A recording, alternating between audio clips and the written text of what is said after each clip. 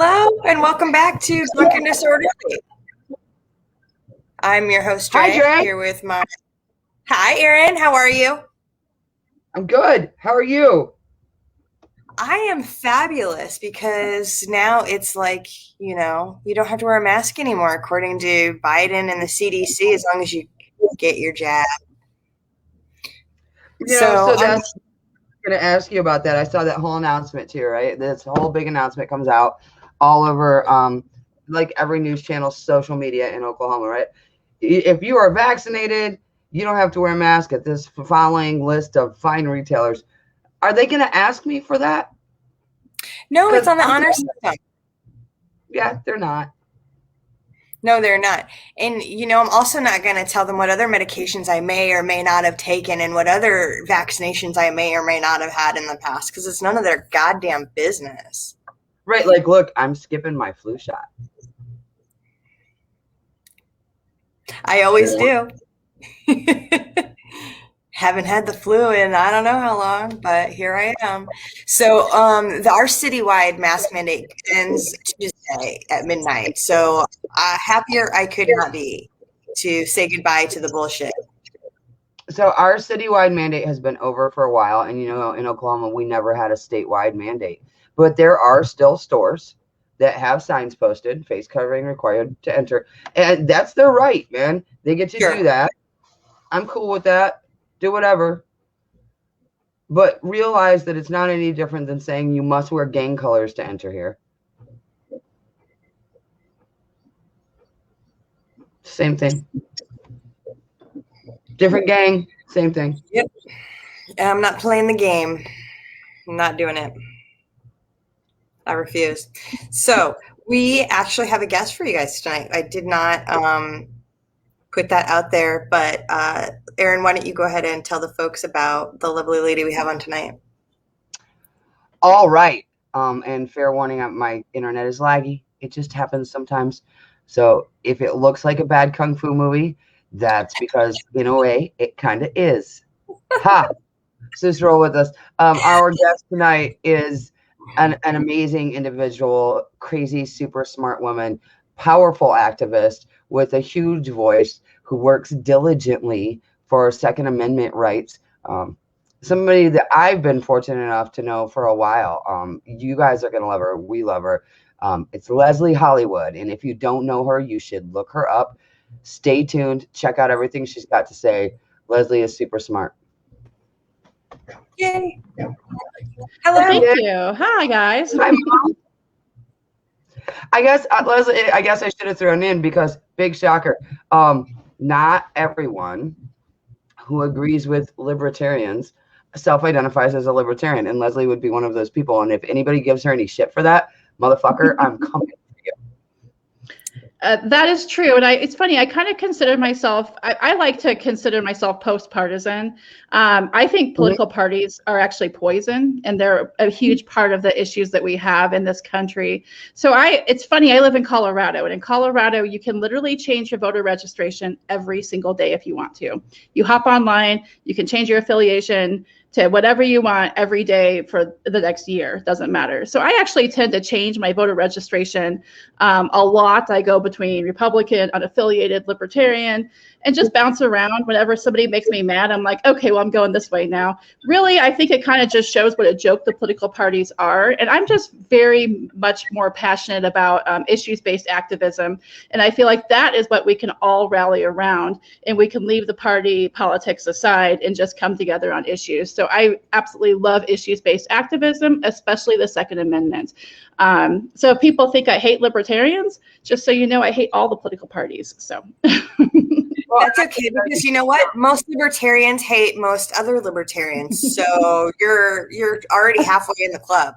I fit right in. Look, Lesley and I met in an OG secret group, and we've communicated and swapped memes and shit posted and all that shit for years, done video chats. Lesley hangs out with pretty much anybody who's not a dick. And nobody in our group, we've never had a problem. It's never been a partisan thing. We've always had passionate intellectually honest conversations. And I think that changes the ballgame. And with people being on different sides of issues, our friend group still sits down and talks about them. And when we walk away from the conversation, we're still friends. I know it's fucking crazy, right? That we can disagree and still love and support each other.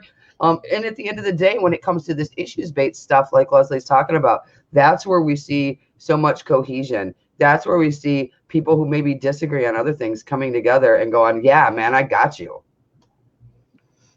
It's incredibly unifying. It is. And I think one of the things that's really important about it is that we can actually make a difference. So I'm a huge believer in libertarian philosophy. And I mean, sometimes I think that I'm pretty radical in a lot of my beliefs, and I just really just don't like the government. People can have all the opinions in the world that they want, but if it comes to the government being involved in controlling anybody or anything, I don't like it. So one of the things that I love about issues-based activism is it's really an opportunity for libertarian philosophy to actually find its way into actual legislation without having libertarians elected, right? If you're talking about amendments to bills or bills that are libertarian focused, you can really start to push that philosophy through issues-based activism. And that's one of the reasons I love it so much. And I love libertarians as well, so. I remember you saying that a lot of times, even with these 2A regulations, you can make a whole lot of headway at a municipal level, whether you have any elected representative listening to you or not, just by showing up at your city council meetings and being active there. Yeah, I mean, I think local level, municipal level, county level based activism is really important. It's one of the things that I think is really flying under the radar the last few years is that when you look at what I like to refer to them as the gun control extremists, right? So we have the people who on the left, you want to say, or these people who are just huge supporters of gun control on all different levels.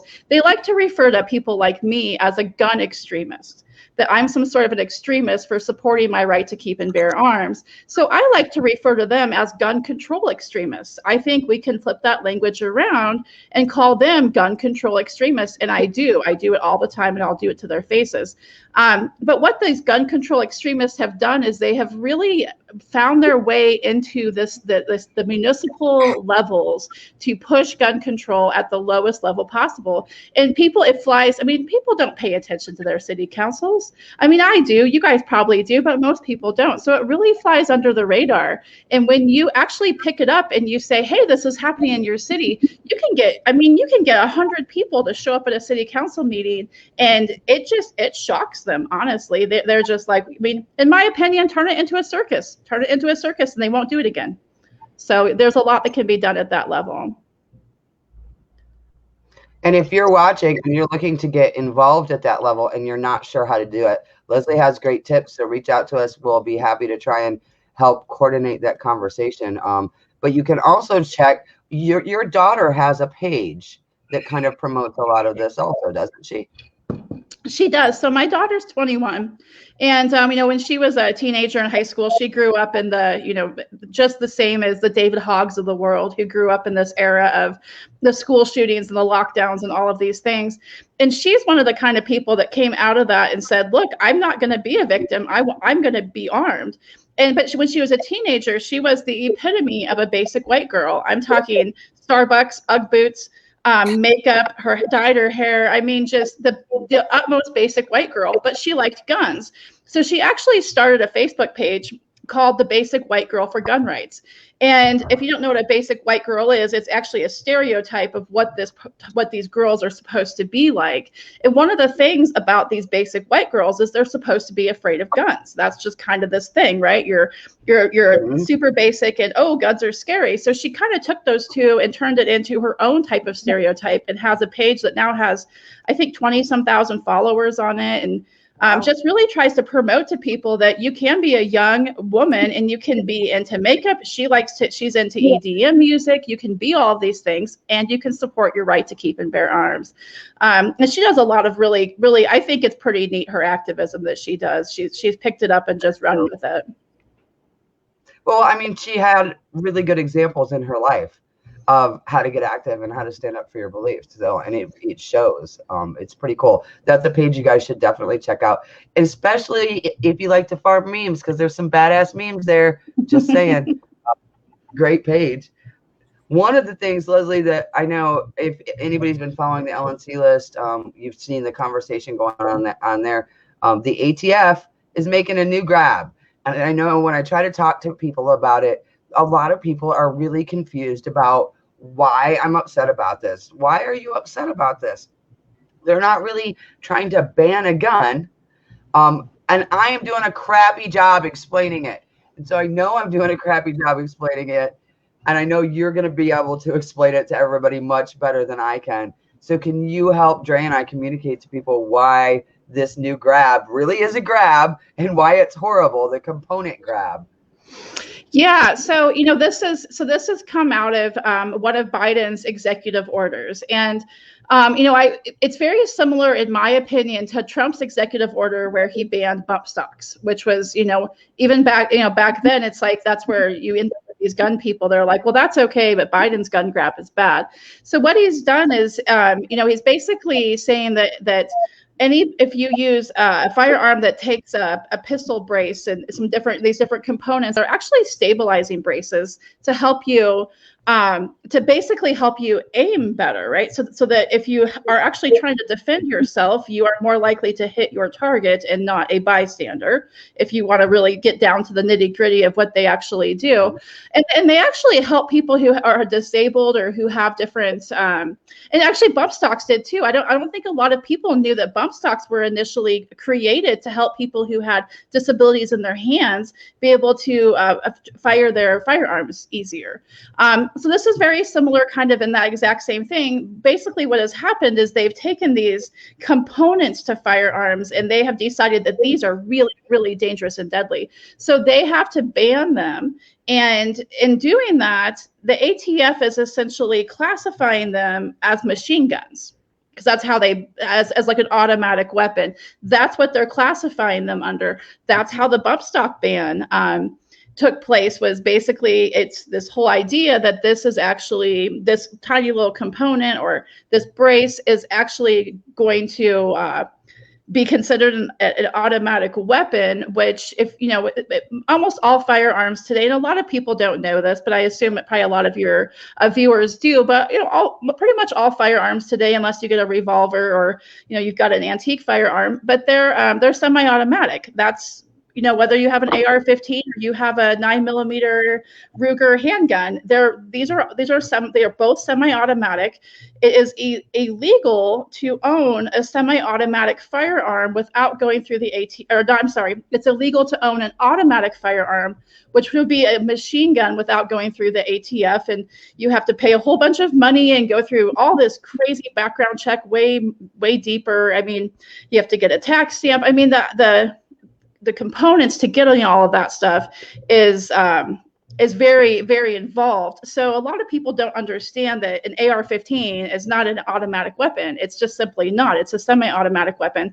So the idea that they're going to take these components that you can put on an AR-15, or that you could put a bump stock, that they're going to make these machine guns that require tax stamps and stuff. I mean, it's just bizarre. It's, I think it's virtue signaling. It's either virtue signaling or it's very ignorant people that don't understand what these components actually are. They're so ignorant. Have you heard some of these people talk about it? They act like it's a foreign object from Mars or something. And it's like, this is a tool that so many people use, and you're acting as if, it's an alien component. Well, it's weird. Oh, go ahead, Aaron. It's the hypocrisy of it, right? So this is the same faction, right, that screams all about inclusion, and access, is creating these incredibly ableist policies that eliminate the opportunity for low income and disabled individuals to protect themselves, right? So don't scream inclusion to me when you're behaving in such a disgustingly ableist way, number one. Number two, look at the things that they're targeting, right? It's braces, it's suppressors. It's all of this shit. And they're literally saying that a suppressor or a brace, right, is a machine gun, but a black powder rifle is not a weapon. So the black powder muzzle loader, that if I just wanted to kill people, I could absolutely be successful with, and we know it because we had a couple of things here, the Revolutionary War and the Civil War, where lots of people were killed with these things. Those are not weapons, but that suppressor or that brace is an assault weapon. Yeah, it's very interesting because a lot of the gun control bills that we see pass, and in Colorado, we're getting annihilated with gun control this year, and it's very sad because I feel like people aren't paying attention to what's going on at all.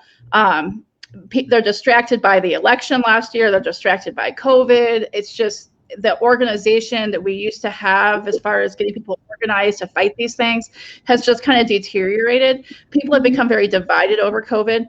But what we're seeing, it's very fascinating, like you just say, is that in all of these bills, they include all of these, there's all these different firearms, but they accept antique firearms. And I'm like, well, why? Like, why accept those ones?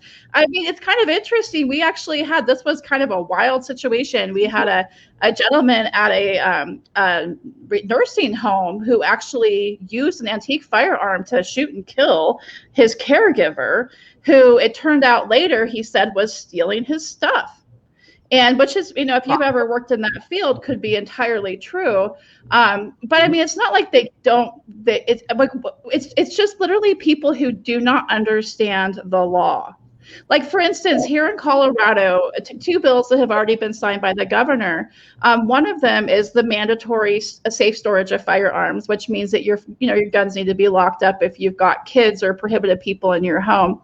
But when you read the law, it's one of those things where, like, I'm talking to legislators about it. I'm testifying on this. I'm organizing people to come out and oppose this bill and explaining why it's so bad. And reading the bill, I'm like, you can tell not a single person that knows anything about guns wrote it, because it literally says in there that an exception to this would be if your gun's in arm's reach. So what does that mean? Do we have to keep all of our guns on the coffee table now? I mean, so I'm just going to pull all my guns out and put them on the coffee table while I watch TV while I got toddlers running around. I mean, not that I do, but that's literally what the bill says. And it actually says that you can keep it in a container that appears locked. Like, what does that mean? It's just like, do these people, they refuse to talk to anybody who actually understands guns, but you see that all the time. Oh, and again, going back to the antique firearms, those don't have to be locked up. Right. I mean, these are probably some of the most unsafe firearms out there, right? Half of them are malfunctioning and they don't work right. They have missing pieces. Oh, no. Antique, the way the law uses that word, right? This is a time period. Anything that's over 20 years old is antique.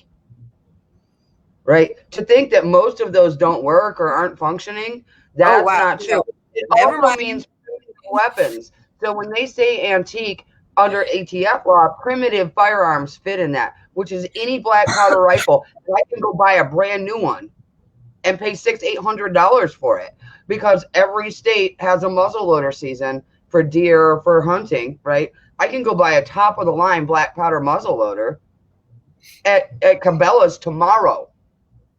Right? And it doesn't count. It doesn't fall under any of these. If I'm a felon, I can buy a black powder muzzleloader in almost every state because it is not considered a weapon. Yeah, it's weird. It's definitely weird. And going back again to the idea that that these people who are supposedly about protecting these minority classes, whether it's disabled people or actual minorities, Black communities. Colorado, one of the bills that we're fighting here in Colorado right now, it just passed through the House and will be headed to the Senate probably later this week.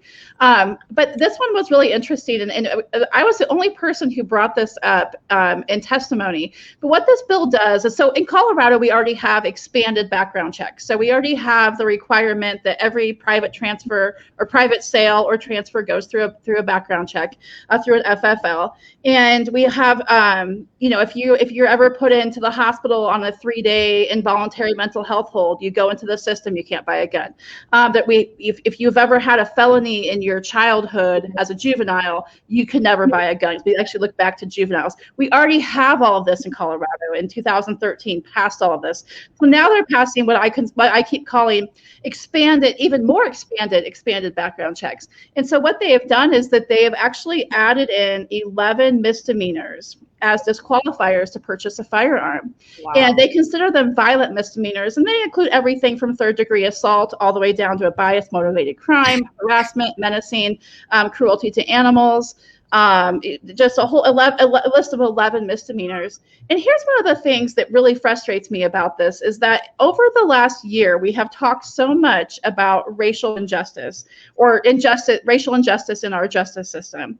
And we know, and I've dug through all of the stats on how many Black people are wrongfully convicted of violent misdemeanors. It is unbelievable and so here we are trying to pass a bill that we know will disproportionately affect the Black and the minority communities, primarily Black and Hispanic here in Colorado. And a lot of that really has to do with just the statistics that I dug up. But we know every single legislator who voted for this, every Democrat voted for it. Every single legislator who voted for this bill knows, by what they have told us on many criminal justice reform bills that we've seen here in Colorado this same session, they know this will disproportionately disarm the Black and minority community. Yet they think it's okay. It's okay to do that when people are wrongfully convicted if we're keeping them from owning a gun. I don't know how that's not outrageous to these same people who preach criminal justice reform.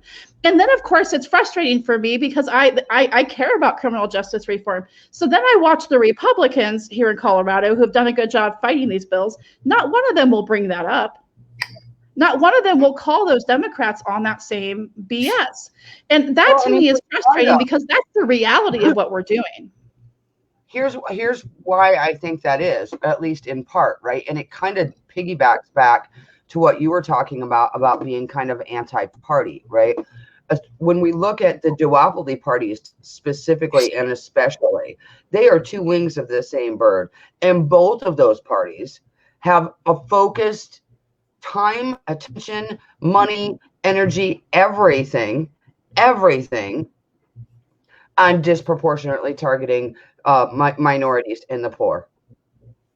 Because to both wings of that bird, minorities and the poor are disposable. They are not revenue generators for this fucking machine. They are not revenue generators for the military-industrial complex, right? And what they're looking to do, this imperialistic government that we have, is to continue to do what they're doing.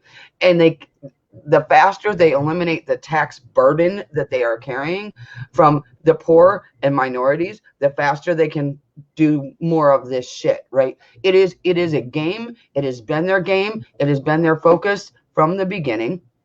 And it pisses me off when I'll hear like GSM people or people of color or people who are fighting poverty talk about how the Republicans are the rich man's party and the Democrats are for us. The Democrats have been after you just as long as the Republicans, and they will continue to do it as long as you smile while they do it.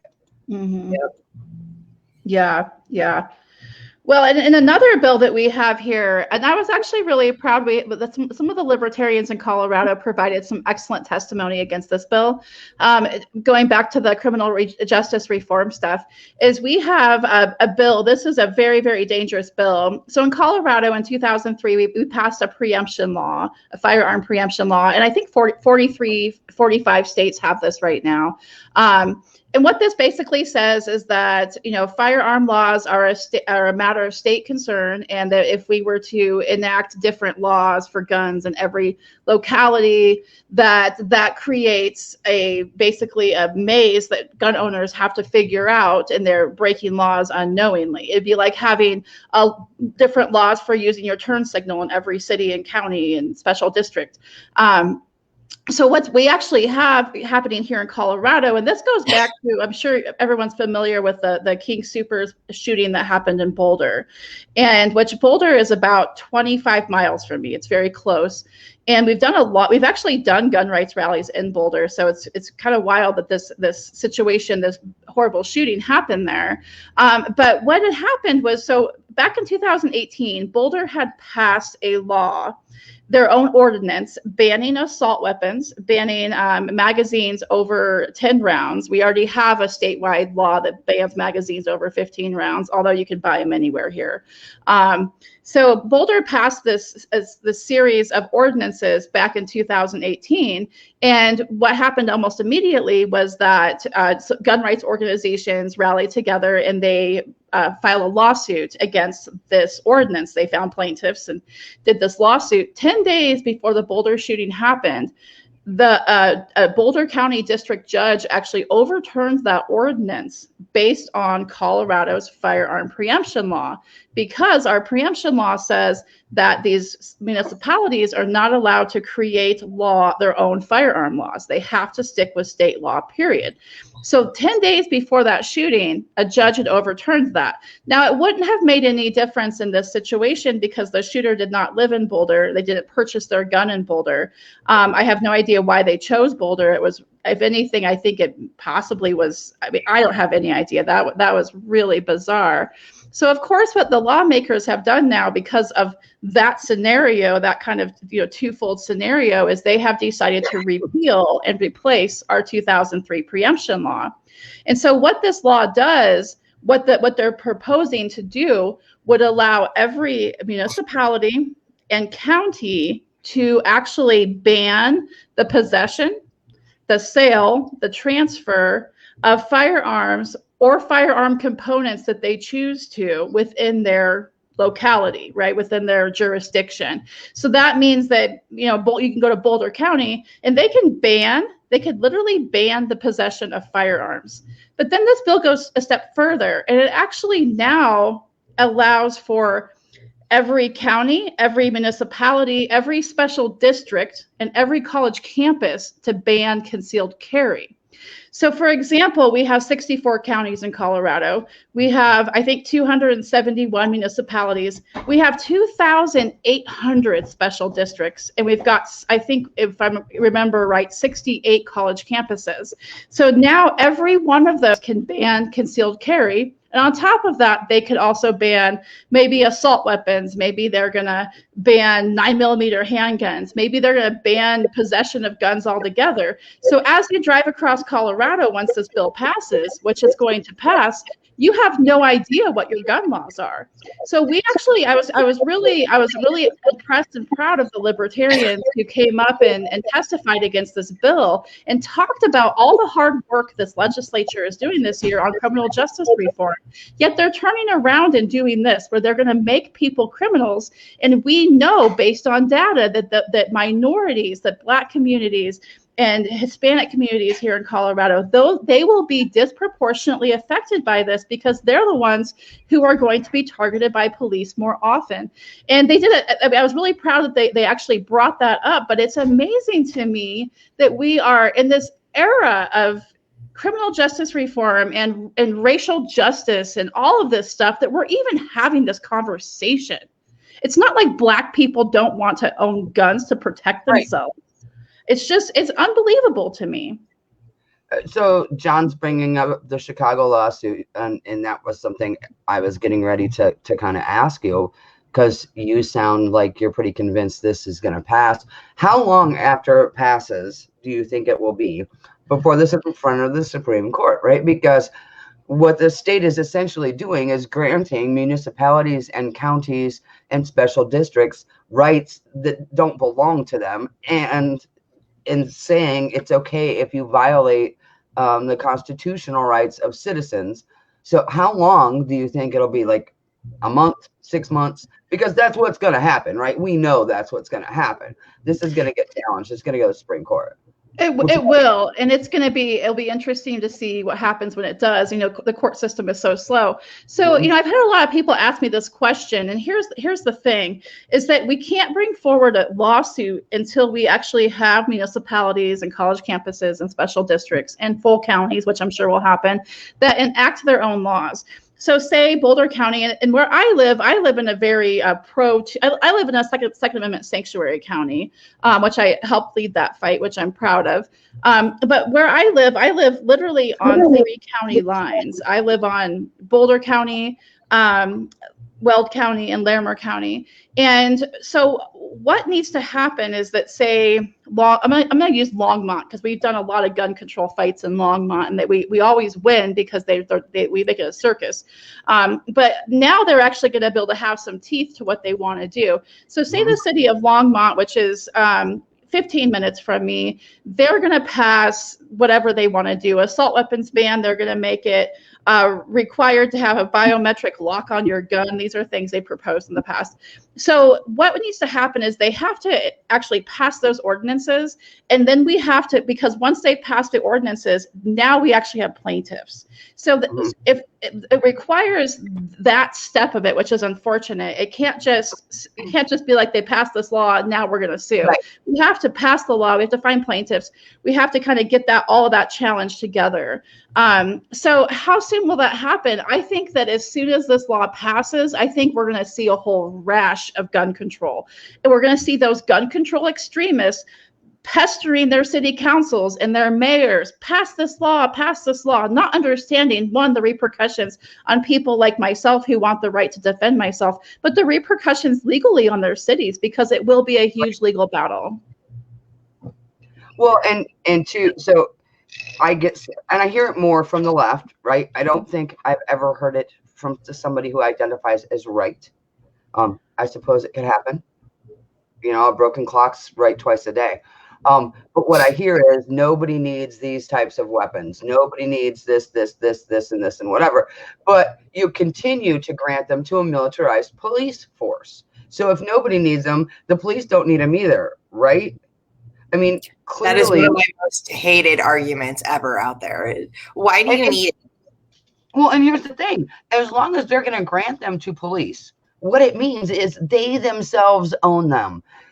I just get so sick of hearing from people on the left, I would never have a gun. Bitch, you have a whole arsenal of them. All you have to do is pick up your phone and call, and a man in a uniform will not only bring it to your house, but he'll fire it for you. Yeah. But they are all yours just the same. I keep mine in a gun safe. You store yours at the cop shop. Yeah, well, and I think that's the thing, is that this idea that for some reason I'm dangerous with a gun, but a police officer out here protecting me isn't. I mean, yeah, I mean, and I think, there are so many arguments that can be had when it comes to gun rights and gun control, and I mean, and I was on NPR recently. NPR gave me a 10-minute segment. I was like shocked, right? I mean, because whenever anybody offers, this is an important topic, I'll always talk about it. When NPR hit me up, I was like, well, I guess I'll do it. But they actually had me on for 10 minutes. But what they wanted to talk about was what kind of a role gun owners play to stop mass shootings. And that was actually a great segment that they let me participate in. But there's so many different arguments to gun rights, and one of the ones that at the end of the day, we always have to go back to is that we ultimately, as citizens of this country, of any country, we should be allowed to have the same weapons that those who are enforcing unconstitutional laws, whether they're unconstitutional or not, unjust laws, let's call them unjust laws. Because I know there's a lot of libertarians that are like, oh, Constitution's a piece of paper. Okay, fine. Unjust laws. So let's say that somebody's going to come in with a gun after me because I'm drinking illegal liquor. I mean, we absolutely need to be able to have the same weapons that they have, and as many of them. I mean, that's really what it comes down to. I mean, at some point here, shit is going to hit the fan in this country. I mean, look at our debt, our current spending. At some point here, we're going to go over that edge, and we don't know what's going to happen. We absolutely need to be able to have the same firearms that law enforcement and military have. Yeah, I mean, in my other argument, and we face that here with stupid shit too, right? Like buried in our flag code in Oklahoma, there's a statute that promotion of anarchy is a crime. That's crazy. Or the flying of a red flag in the state where University of Oklahoma flies red flags. I mean, their colors are cream, for fuck's sake. But it's a crime, and we've argued and tried to push against those. And the argument is nobody has been tried under this. Nobody has been arrested under this. So you don't have standing, right? And I have a different belief. If the law exists, it equates to force every single time. The fact that it exists and could be used is force. And I mean, legally, they keep pushing back. We need to push back harder. The fact that it exists equates to force. It just does. It does. Every law, and I actually, when I testify against gun control, I always say this because I want to make sure that they understand that every single law they write, when they write a law about safe storage of firearms, that they understand that at the end of that law, when they pass that law, they are saying that this law is so important that they are okay with it being enforced by law enforcement at the barrel of a gun up until the point of brutal force and even death, period. Yep.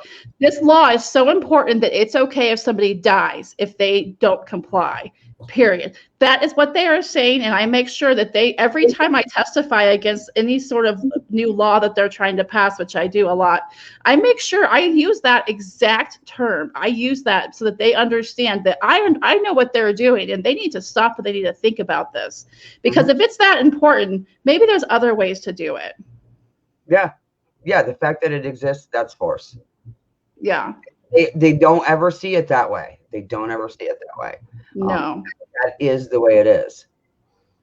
When you say that, when you're testifying at the end and you say, every single one of these laws that you think is so important is going to be enforced with a man with a gun, do you get any reaction to that? Like, that's something to think about. Thank you. I never thought about it that way. Or, anything to that extent from these people? I don't, not usually, because when I'm testifying in committee, I feel like they just kind of know what they're doing. And it frustrates me because I sit in this place where the Democrats are supposed to care because they claim they care, right? Because they're all about, reform, defund the police or whatnot. And then you have the Republicans who really should also care because this is a good argument. But they're so back the blue that they won't even listen to what I'm saying either. But I will tell you, it was beginning of 2020, at the beginning of the legislative session, I was asked to come and join a legislator who's also very, very pro gun control extremist legislator, to talk to a group of CEOs. I forget what the group is called, but it includes like the CEO of Children's Hospital. I mean, really these very, very big wig policy, makers, but policy influencers. I was asked to come and address them and talk about, at my side, the pro-gun side of what was going to be happening. And I talked about that very extensively because we were talking about the red flag law. And I talked about that and I brought that up, especially with red flag laws. And it was very interesting to really watch some light bulbs turn on with these people and actually have some start to nod. And I told them, I said, it's really important that when we pass these laws, that we understand that at the end of the day, these laws must be so tight and so good that you are okay with them being enforced at the barrel of a gun up into the point of brutal force and even death. And if you're not, We need to step back and rethink these, rewrite them, figure out what other alternatives are, and to actually see people in that room kind of open their eyes, like they had never heard anything like that before. But to actually see, people nodding their heads and being like, "You're right, you're right." And those are the people I think you might have more influence with than the ones who were actually, elected. So. Well, we got to start somewhere. And if they are influencing, if they are the CEOs of companies that have, that pull a lot of weight, that's a great place to start, I'd say. And if you can make them think differently, fantastic. Good for you. Yeah. I think it's an important message, and it's a very libertarian message, and it's a message that libertarians could carry forth if they were to get more involved in legislative action. I hear a lot of libertarians saying that, and I don't think it should be a libertarian thing. I think it needs to be an American thing, because all of us have to live here. All of us are held accountable to the same standards, the same laws. So whether it's you or I or somebody with a different initial after their name breaking a law, the same guy with a uniform and same gun is going to come enforce that. So I think that everybody, regardless of affiliation, needs to get on board with, is this law that important that you're willing to put lives at risk to enforce it? And guys, that's every law, every single law. Yeah. It is. Carries the same amount of force. Lesley, if people are watching, either watching this tonight, watching us on YouTube, watching us a month from now on YouTube, and they come across this episode and they go, you know what, that made sense. I want to get involved in pushing back against some of this stuff. I don't know where to start. Maybe they're not super political or aligned with the party. What are your top 3 actions that you suggest that those new to activism could do? Is it writing a letter to your representative? Is it staging a protest? What are the top 3 kind of places to start for them, do you think? Well, so I think if it's somebody who is kind of new to activism or just passionate about this issue or any issue, honestly, and just wants to be vocal and make their voices heard, my very first step I would tell somebody to take is to find out who your state legislators are. It's amazing to me how many people do not know who their state legislators are, and to just reach out to them and start a dialogue. I mean, people would be surprised that these people will talk to you. And I feel like there's one of the biggest problems that we have in our political system, and it's very much has to do with just the political parties and stuff, is that they want us to believe that they are out of reach, that they're somehow different or better, or we can't talk to them. We have to go through a lobbyist or something. No, we are lobbyists. As a citizen, I'm a lobbyist. We're all lobbyists as people. That is our job, to lobby for ourselves. And it's really easy to start a dialogue. They will call you. They will talk to you. They're nothing special. They are just like all of us. They're no different than we are. They go home every night and they go to sleep, and they've got families. And, so I think that's a really good place to start. If you don't get anywhere with that, kind of find out who's really passionate about your issue. Like here in Colorado, we have a state legislator, a state house rep who I just adore him. I think he's fantastic, but he's actually a Columbine high school shooting survivor.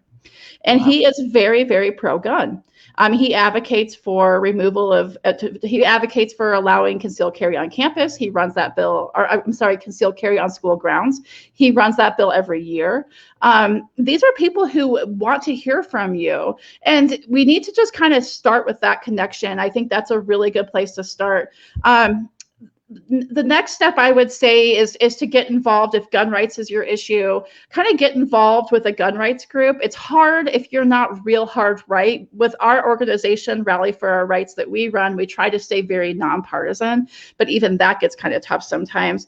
But kind of get involved so you can pay attention and know what's happening, and then figure out how you can share it. How can you talk about this? And I always, how do you counter arguments that the other side has? Listen to what they have to say. And then probably my last piece of advice would be to involve yourself in the other side, right? So let me give you an example of something that we did here in Colorado. There was this community discussion, and again, going back to Longmont, this was the city of Longmont and the faith community was going to have a gun violence discussion, right, at this museum, and this big, there was going to be to register through the city and everything to attend, and so normally gun rights activists would say, I'm not touching that. Like, I'm staying far, far away. We did the opposite. We rounded up all of our people and we had them sign up to go. And when they went, what ended up happening was that probably at least 50% of them were pro-gun and 50% were anti-gun. And what they did was they give us this big talk, and they broke us up into this room where we went and we sat down, and we at these tables, and these questions were asked, and the tables were chosen by what letter we had in our hand. So we had to sit there and have these discussions, and it did not go the way that they wanted it to. They thought for sure this was going to be a whole bunch of anti-gun people sitting around these tables talking about how we're going to push gun control. It ended up actually being a conversation where gun owners were changing the minds of these anti-gun people. My daughter Haley was there. She was 19, and she had purple hair. I mean, she was the last person you would have thought was a gun owner in this room, right? And she's sitting there, and her and I, she told me she didn't want anyone to know I was her mom. Okay, fine, but that's fine, whatever. So we're sitting there, and she's talking about how why she chooses to carry. And she is very beautiful, and she takes this very seriously. And she actually open carried everywhere she went until she was 21. I mean, literally, Victoria's Secret, didn't matter where she was going, Barnes and Noble, she open carried everywhere she went. She'd be dressed all super cute, and she'd have a gun on her hip, always. Nobody ever said a thing to her. So here she is sitting at this gun violence discussion table, and this guy, this old man who's there, is like super anti-gun, and he starts talking to her about why she chooses to carry. And she starts talking about how 1 in 5 women on college campuses are sexually assaulted. And I mean, she just starts going down this list, and then he's like, well, do you actually train with your firearm? Well, oh gosh, let's get started on that one. By the end of the day, by the end of that night, that whole discussion, she had changed this man's mind. Like, all of a sudden, he was like, saw this for the very first time in a totally different light, all because we chose to participate in something that was going on. So I think the things that normally people would say, I'm not going near that, get involved. I mean, heck, start them yourself. We had such a success with that. They ended up actually having a second go around, trying to assume that they were going to come back and get the answers that they actually wanted that time. Well, we ended up taking that whole thing over, and it ended up just being a planning committee meeting for Rally for Our Rights. We were like, well, what are we going to do next? And we brought all these new members in.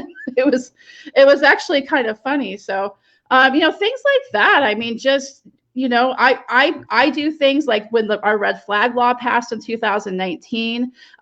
Me and my sheriff, we got together and we started doing these red flag law seminars, educating the public about what this law says and what it is, so they could ask questions. We do them in libraries. We don't go to some church or the VFW or the American Legion. I rent a room in a library. That is my property too. The gun grabbers are not exclusive to public property. I use their property to make sure that I can push what I want to push. So a lot of it, I think, just really has to do with getting in the community and not being afraid. That's amazing. I mean, to go to an anti-gun event and turn a bunch of them, that's awesome. I'm writing that down. That is my next on my list. That would be so fun, because 2A is one thing that I am so passionate about.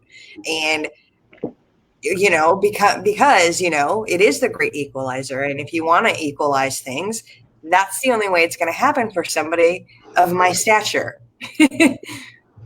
Yeah, well, and I have a really sad story, and Aaron might have read this story. I kind of talked about it a little bit privately, but my 9-year-old daughter is alive today because an adult had a firearm to defend her from a madman who wanted to kill her, and not a day goes by that I don't think about how, and this happened last Labor Day weekend, and not a day goes by that I don't think about how, had there not been a firearm to defend her, that call I got the next day could have been totally different. It could have been a call saying that she was dead. And it probably would have been. And honestly, the story haunts me. And I think about it and like, what if, in this situation, it was her dad who had the gun. And what if he hadn't had that gun? What would have happened? The next day, that call I got would have been that her dad and her were gone. And that's really, it's hard hitting. And that's been one that's been hard for me to not just, I can process it, but it's very, very close to home when I care so much about the right to self-defense. And, it's kind of her dad's story to tell. And he's the one that is dealing with what happened. And he was just, so everyone knows, he was initially arrested in this situation, but they ended up never filing charges. And based on the evidence they had at the house, he used his Fifth Amendment and, just chose to remain silent. And based on the evidence in the house, and honestly, what my daughter had to say as far as what had happened that night, they ended up never filing charges and letting him go. So he's free, never was charged with anything. But that is the sad fact of it. Most good guys with a gun are initially arrested. They are. And I was kind of, for me, I was glad to see that the right to self-defense still exists, even right here as close to home as it is. That to me was kind of reassuring. For sure. But yes, people are initially arrested. And what I have found myself going through this, and I've worked with some different people who have been through self-defense shootings, but I've never personally seen it so up close and personal. What I have found is that it's very traumatic. What her dad has gone through, because he never went through a trial and was found not guilty, at any time they could have come back, and they still could come back and charge him. The evidence would never lead to that. His blood was all over the house, and this whole situation was very, very in his favor. But it definitely makes you realize it. And the other thing I realized too is that it's hard for people that go through that to speak up, right? So he was initially arrested on suspicion of first-degree murder.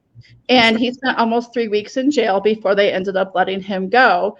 And so that's on his record. So although he was never convicted, if somebody runs a background check on him, they see he was arrested for first-degree murder. That's heavy. That's really heavy. And so we're on like 7 months now, and him and I are very close. We're not together, but we're very close. And it's a traumatic thing. Him trying to find a counselor. I had to help him find a good counselor that understands gun rights, because how do you go to a counselor and tell them this stuff? So there's a big element of it that comes in as far as that goes. But, at the end of the day, in my eyes, and I've told him this, he's a hero. He saved my daughter's life. And I don't know what I would do without her. And I don't know what would have happened if he hadn't had a firearm. And his gun was in his bedroom. It was safely stored. And even my daughter told everyone that she didn't even know he had a gun in his room, So it's not like he's some irresponsible gun owner that's had guns laying around. It was just a very tragic situation. But it's not as simple as, here's what happened. Let me go out and, say what a good guy I am. I think in a lot of scenarios when people have actually been involved in self-defense shootings, they don't talk about it. And I feel like that lends to the gun grabbers to say guns don't save lives. I had one say that today, testifying on a bill. I had some, woman say, we need to get rid of this good guys with a gun, and I'm just like, you know what, woman? They save millions of lives every year, but you don't hear about it because the media doesn't like to say so. Or because people like my daughter Liberty's dad, they don't want to speak up, And he's at a point where he knows that I talk about it some, and he's at a point where he's feeling like maybe he's ready to talk about it, but it's heavy stuff for sure. Well, it's not just that the good guys with a gun get arrested, right? So they get arrested and they're held 3, 6, 8, 10, 12 weeks.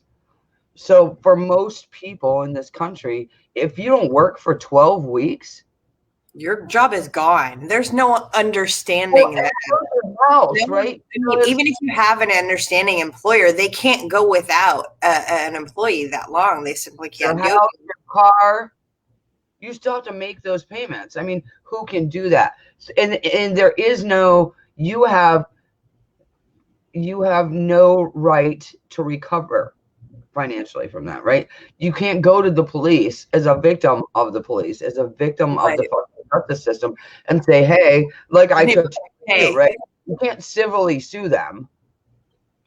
They're protected. However, if you use a gun in defense, you can be civilly sued, whether you're brought up on charges or not. That's why most gun owners have to have special insurance.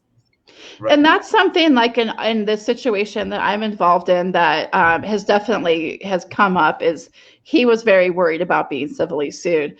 One of the things I can tell you his attorney did say, because I helped him find a really good attorney right when this happened. I knew there was something.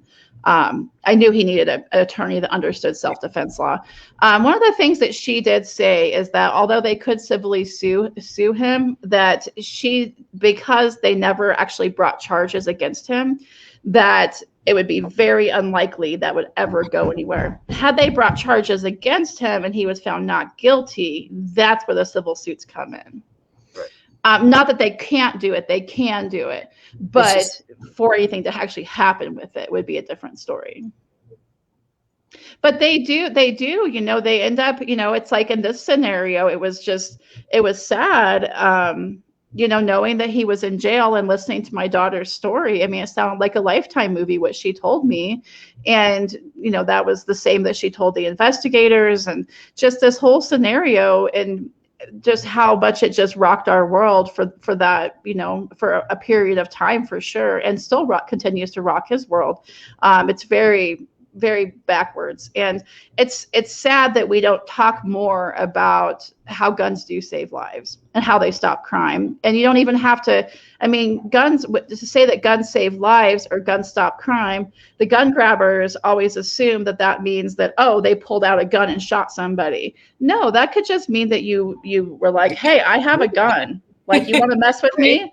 And they're going to literally walk away, That's gun stop crime. Like, here's my gun. It stops crime.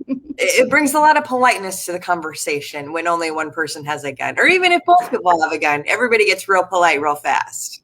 Mm-hmm. What was it, Dre? 2 years ago now, I came home from work to sheriff's cars in the driveway because somebody had tried to break into my house, and my neighbor, who was a little eccentric, saw him and said, hey, you don't belong over there. And the guy just kept trying to get in. So he shot out my light first. My neighbor did, from his porch. And the guy stopped for a minute and scrambled. And then my neighbor shot him in the arm. He didn't kill him. The kid lived. The kid was arrested, but my house wasn't broken into. Not every time a gun is fired and fired at someone is fatal either. Yeah, absolutely. Although, I don't personally advocate, I'm one of the ones that advocates for, if you're going to fire a firearm, you should be doing it to take a life, and part of that actually has to do, in my opinion, with, you don't want to accidentally shoot a bystander or somebody who's sleeping in the bedroom or, something like that. So I think there's a safety element of it too, but no, it's really, when you say guns save lives or guns stop crime, at least 2 million times a year, that's the hiker that's on a trail that has somebody trying to assault them, and they're like, hey, I've got a gun, like, leave me alone, and you know what happens? They get left alone. Exactly. Don't be a victim. Yep. I think that's a perfect way to end this episode. Don't be a victim. Know your rights. Defend yourself. Personal responsibility is everything. And you know what? The Great Equalizer is perfect for that. So Leslie, I want to thank you so much for coming on. We would love to have you on again anytime. Yeah, thanks for having me on. And anytime you want to talk about guns, or if you have a gun law you're interested in, I'm all about understanding the laws and reading them, and actually not about rhetoric and propaganda, but more about like what's the meat of this stuff. And I think that's scary enough that we don't even need people. We don't even need rhetoric right now. So. Yeah, if you're looking to get involved, Lesley's organization is Rally for Our Rights. You can find them on the internet. It's a quick Google search. Reach out. There's work to be done everywhere. Absolutely. If anybody's in Colorado, our website, rallyforourrights.com, has tons of information about these bills that we're looking at in Colorado. So they're pretty ugly. They're all ugly. Thank you so much, Lesley. Everybody you. have a good night. Good night.